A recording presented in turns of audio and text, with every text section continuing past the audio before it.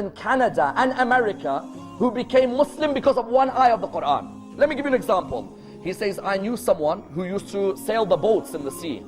He read Surah 24 verse 40. You know when he read it, he said, can I ask you a question? Muhammad had a sea around him? He said, no. He said, there's no way anyone can talk about waves in the sea when he hasn't been to the sea like that. Especially 1,400 years ago. Because Surah 24 verse 40 talks about the waves, how they hit each other.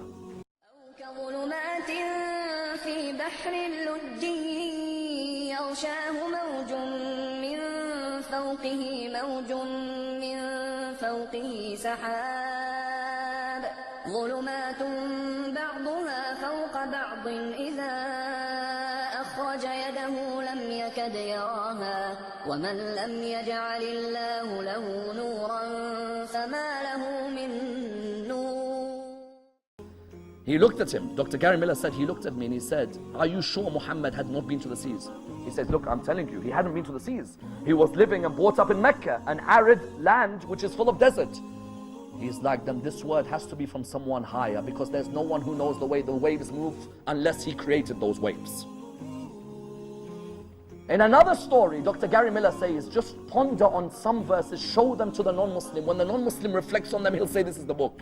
In another verse, a non-Muslim tells Dr. Gary Miller, he says to him, you know the leech-like clot, خَلَقَ الْإِنسَانَ مِنْ عَلَقٍ, correct? Alaq. He said, I spoke to a non-Muslim professor who discussed with me embryology. He's like, there's no way Muhammad could have known about a leech-like clot when he hasn't been to a medical university. He said, how does he know then about the leech-like clot in the process of embryology? Further than that, Dr. Gary Miller has a story, and you should all try and read this book. He has a story where one of his non-Muslim friends reflected upon the verse in the Quran about the atom. We know the atom in the heavens, and the atom in the earth, and the atom when it splits into smaller parts. That non-Muslim said to him, that verse, Surah 34, verse number 3, he said, you're telling me Muhammad knew at that time that an atom, which was the smallest possible existence, can even split into further parts? How does he know all of this?